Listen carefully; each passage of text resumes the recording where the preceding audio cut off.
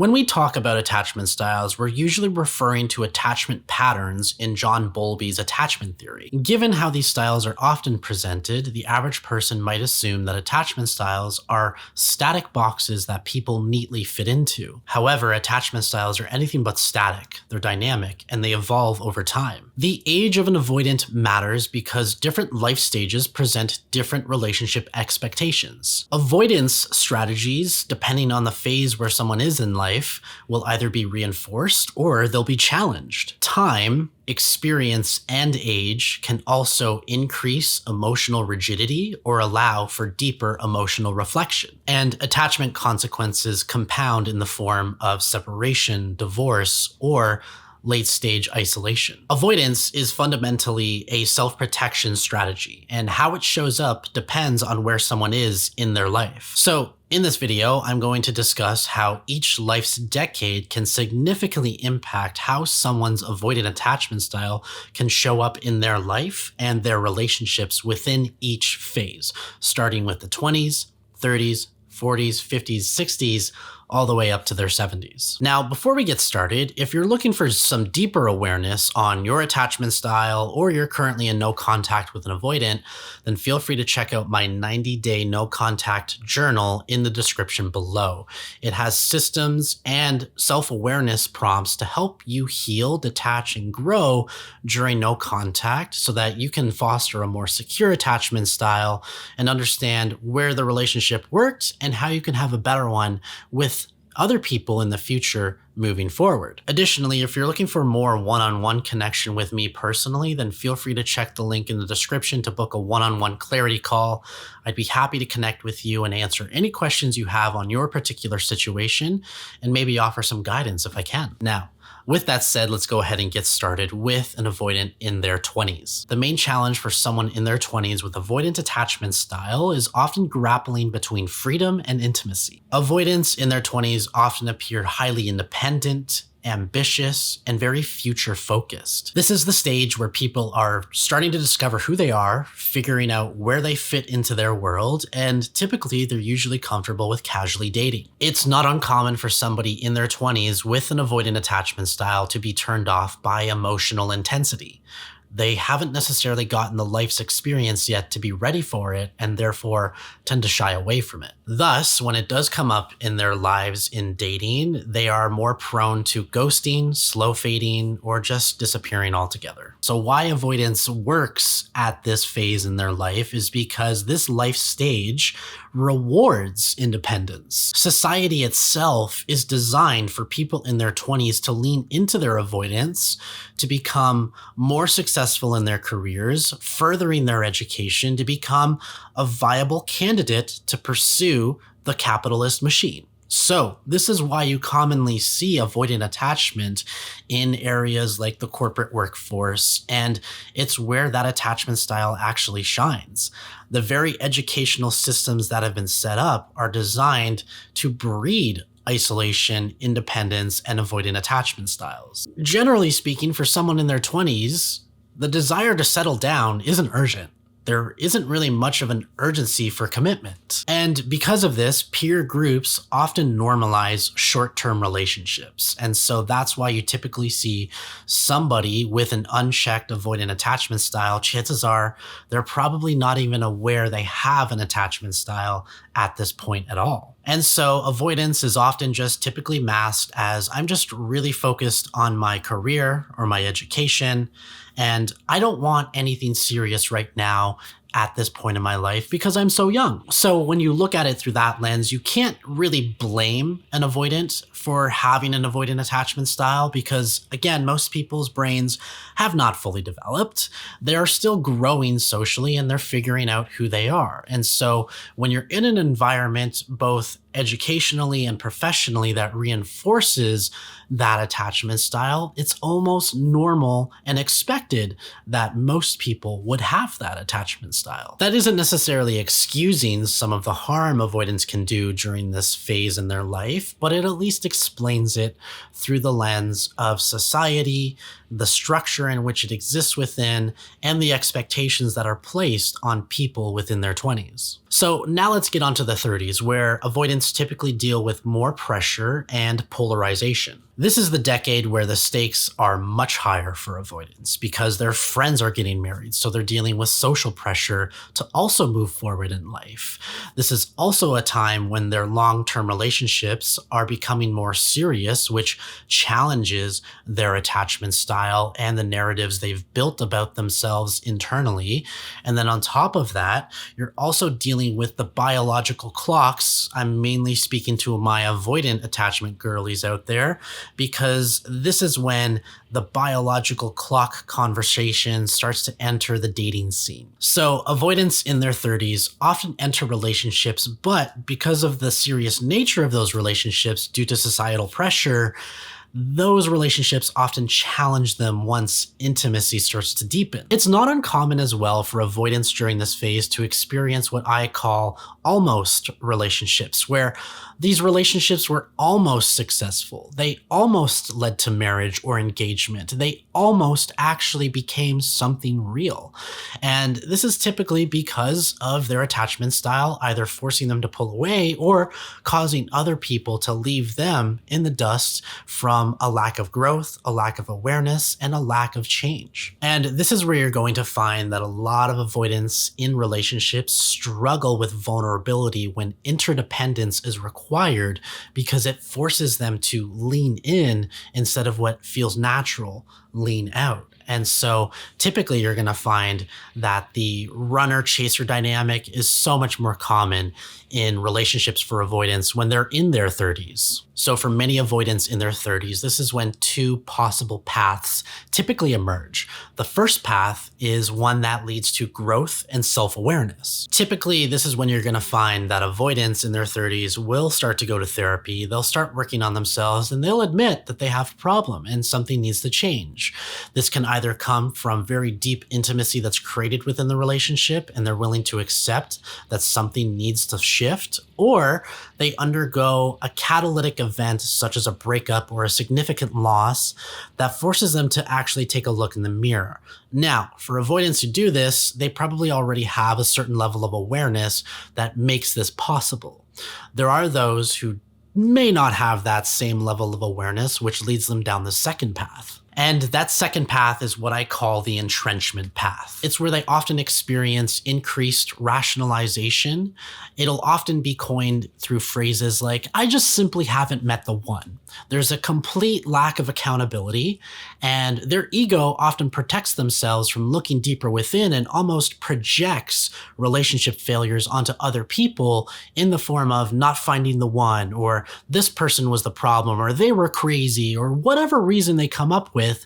Very often it has less to do with them and more to do with the other person they were with. And so this only reinforces their avoidant attachment because it prevents them from looking inward. So the 30s is the one decade that is often the very first mirror that looks back at you as an avoidant and forces you to really reflect, if you have the capacity to do so. They'll either have enough awareness to acknowledge a problem exists and they'll do the work, or they'll turn a blind eye to that reflection and just double down on what they already know. And so this is when they start to enter their 40s, and the consequences of their attachment style start to become more apparent.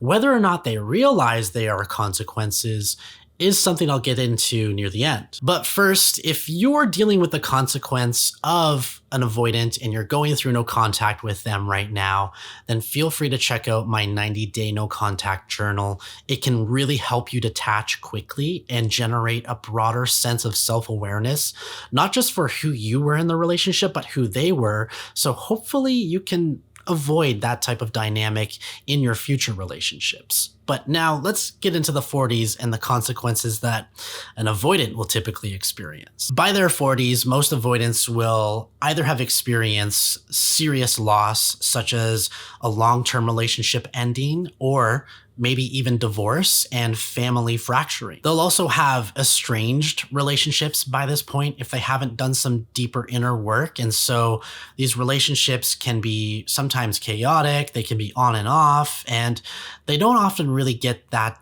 deep, but there is a certain level of intimacy where both people know each other really, really well, but, there's periods of fracturing and coming back together, and it's just typically really complicated. And by this point, they typically have a history of unstable and unhealthy bonds, which only reinforces their attachment style if there's a lack of awareness or an unwillingness to actually grow and change. So by this point, avoidants have often refined their avoidant skills, and they almost become better at distancing emotionally within connections. One of the most common things I've seen from clients in their 40s when dealing with avoidance is they've noticed that their avoidant person almost wasn't there emotionally, but was there physically. And one of the more common things that they note is that avoidants appear composed, but emotionally they're just so disconnected. And in their 40s, this is typically where you're going to find that avoidants lean even more into their hobbies, their passions and interests, or even their work itself. It's not uncommon here, actually, for avoidants to actually thrive the most in their corporate career. It's where they start to have the biggest leaps in the corporate ladder because their avoidance almost acts as a benefit to them in the corporate workplace setting. Again, the corporate world is deeply flawed and unhealthy, and it reinforces avoidant attachment by disconnecting from who you are as a person emotionally and, dare I say, intellectually, so you can drink the corporate punch and almost take on the company's values. You almost become a shell of a person. And now, I'm not here to make anyone existential if you're in the corporate world. For some people, it actually is very rewarding, but you need to have a certain level of awareness to be able to do so. And in the Western world, I have not seen that awareness very much in a lot of people. So in my experience, what I've seen is if this avoidant attachment is left unaddressed in their 40s, these avoidants almost typically start to see relationships as not being worthwhile. It's where you'll commonly find they start to say things like, I don't need that drama in my life. There's almost like a complete disconnect from the impact they have on those relationships, and they just see relationships as a whole as dramatic. And then the other thing is those avoidants who might have some level of awareness, they start to say things like, I'm just not wired for romantic relationships, or I'm just not an emotional person.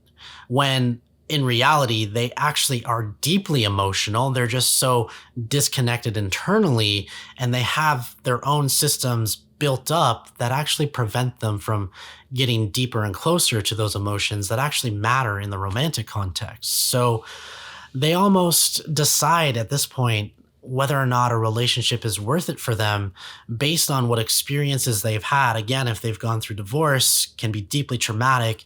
It almost makes them close down and shut down even more. However, if the inner work is done, the 40s can be one of the most profound decades for an avoidant. It's where they can have the biggest leaps emotionally and intellectually. Now, the 50s, what I found is one of the core themes during someone with avoidant attachment style in their 50s is the battle between stability and quiet loneliness. So what I've found typically by this point is avoidants are either in long-term committed relationships that don't not necessarily challenge them, but the fear of losing their person becomes significantly less, and therefore there's less pressure on the relationship. So you kind of just accept people at this point in your life for their flaws and all. There's sort of like a deeper awareness on both the avoidant and the anxious person's part, where they start to accept that, like, this is just the way the person is. I really, really love them and I want to be with them, so I'm not going to push them too hard. And in some ways, that lower level of intimacy can actually work for some partnerships. And, every relationship is different. Not every relationship needs to be the most healed or the most aware to work. A relationship that works is something that's fundamentally different than one that's healthy. And so what you'll find is typically avoidants are either in a marriage or a relationship where, despite having certain flaws, they are accepted and therefore tolerated, or their relationships just haven't worked out, and so they're relying on isolation and create this sense of deep loneliness that they use to just kind of reinforce their avoidant attachment style even further. And so this is where they start to find and accept that they're probably going to be single for the rest of their life. So during this time, in your 50s, avoidance can show up as emotional minimalism.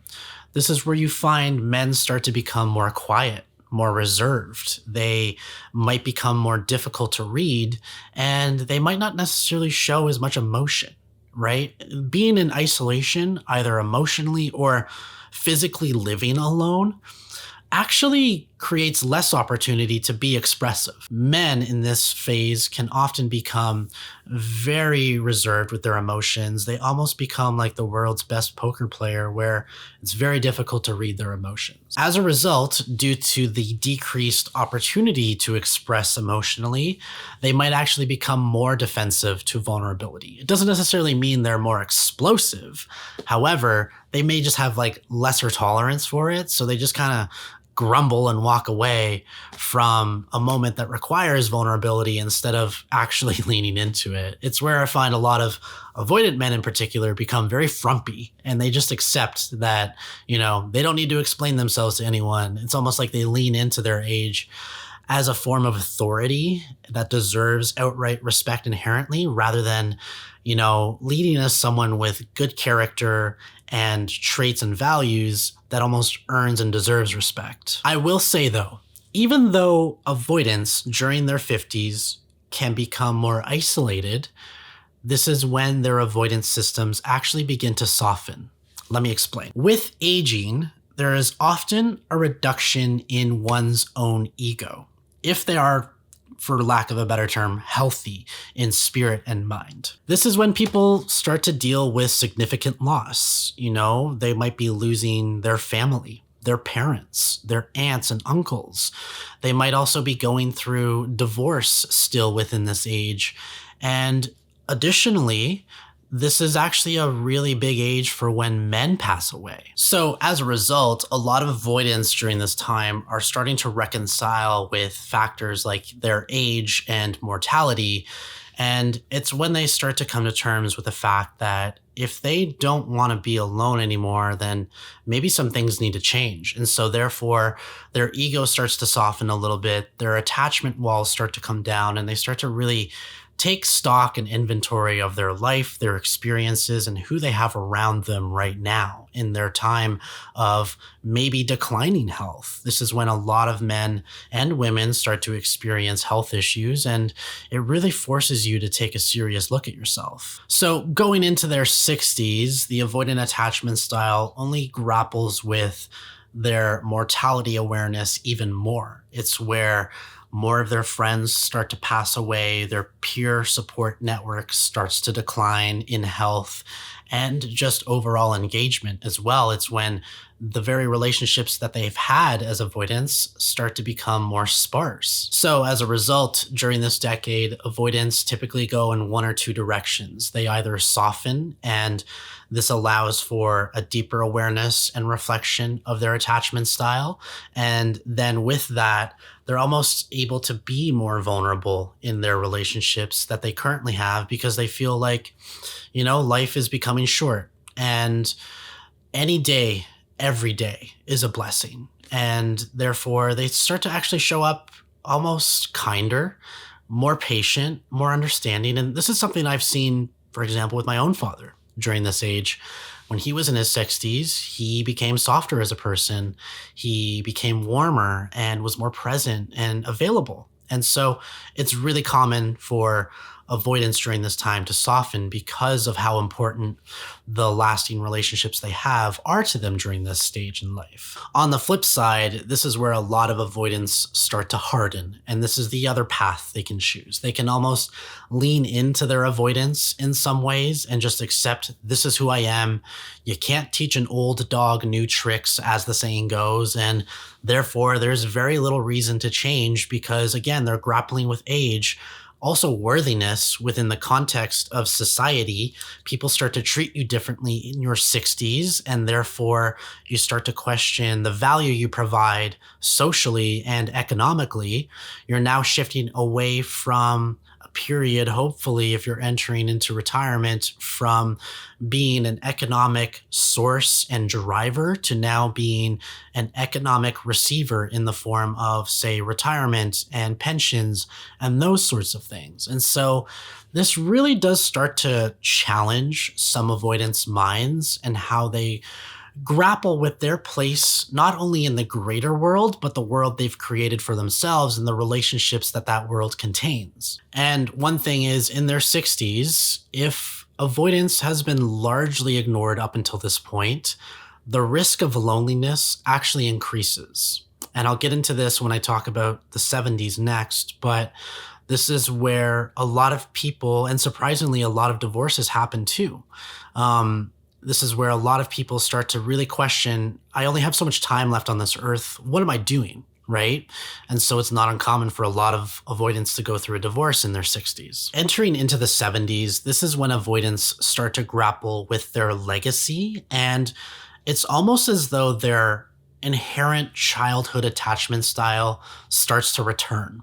And as someone who now has parents entering their 70s, I can say I've seen this in my own personal experience, but also friends and family have said the same about their respective parents and elderly family.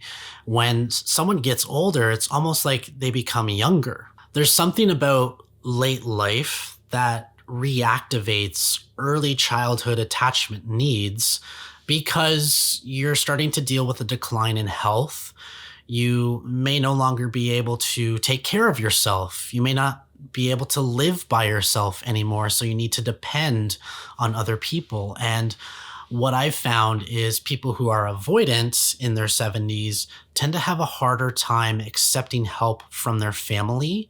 And there's also a resistance to want to have things like live-in care or to go and live in a home. And, that's a whole other discussion entirely, because many homes for the elderly are not great to begin with. So this is where you start to find a lot of avoidance, and I've seen this with my late grandmother as well, leaned into their avoidance and independence even more, not only to prove that they still can take care of themselves, but to also avoid some of the uncomfortable realizations they'd have to come to accept with being at this late stage in life. Now, those avoidants who have done the work up until their 70s or have created earned security through natural happenstance typically have a greater emotional dependence on others and appreciation for that. But they also feel more emotionally fulfilled in life. And this is typically reflected in their health. This is typically the people in their 70s who are often said to not look a day over 55. And that is really reflected in their overall physical health and ability to just care for themselves. You find that those people who have done the work up until this point typically have better life experience during this chapter. So your age when it comes to your attachment style truly does matter. Avoidance isn't just about your childhood. It's also about the strategies that have been reinforced throughout life and all of the experiences that challenge those strategies. In your 20s, avoidance can almost seem attractive and elusive and, dare I say, desirable. In your 30s, though, that avoidant attachment style creates friction. In your 40s, that same attachment style creates patterns. And then when you enter your 50s, that attachment style ultimately creates outcomes and consequences. Just like in personal finance, age and time compounds your attachment style. If you want to live comfortably later in life, you have to be willing to put in as much work into your healing and attachment style as much as you put energy into your 401k. With an abundance of research proving that isolation is more deadly than smoking 15 cigarettes per day, being avoidant and alone later in life isn't just something that suddenly happens. It's something that's created one day at a time, one bad fight at a time, and one failed relationship at a time. If you're someone with avoidant attachment and you're watching this video, I want you to know that it is possible to heal, grow, and change, but you have to be willing to take that first vulnerable step and admit that a problem exists. If you're looking to learn more about avoidant attachment, then feel free to check out this video, which kind of talks about the traits and qualities of that attachment style. And if you're looking to understand the relationship dynamic with someone who has avoidant attachment, then feel free to check out this video here. But until next time, happy healing.